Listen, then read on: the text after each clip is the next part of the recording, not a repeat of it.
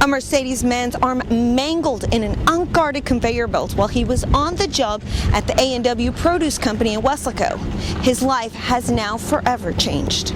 February 2010 is a day Geraldo Gonzalez will never forget. He was picking up his tools at A&W Produce in Weslaco when his arm was caught in an unguarded conveyor belt. So the tendons, they were torn completely. They look like spaghetti right here. Gonzalez's attorney, John Escamilla, says there is no emergency shutoffs anywhere near the conveyor belts. Gonzalez suffered severe injuries. He was hospitalized for a month, where he underwent 6 surgeries to salvage his arm, with therapy for a year. Gonzalez still cannot fully use his arm and probably never will. Mr. Gonzalez's whole arm, all of the bones in his forearm were cracked in half. All of the tissue on his arm was ripped off.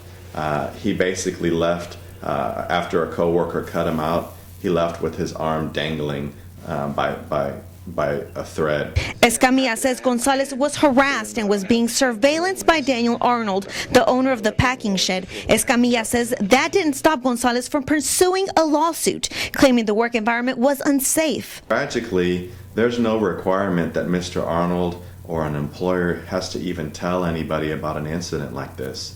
OSHA doesn't get notified, the police don't get notified. No one knows when things like this happen. After deliberating for 2 weeks, jurors found the owner negligent and handed down a multi-million-dollar verdict. Escamilla says it's now time to hold the businesses and businessmen accountable. Reporting from Weslaco, Veronica Gallegos, Action 4 News.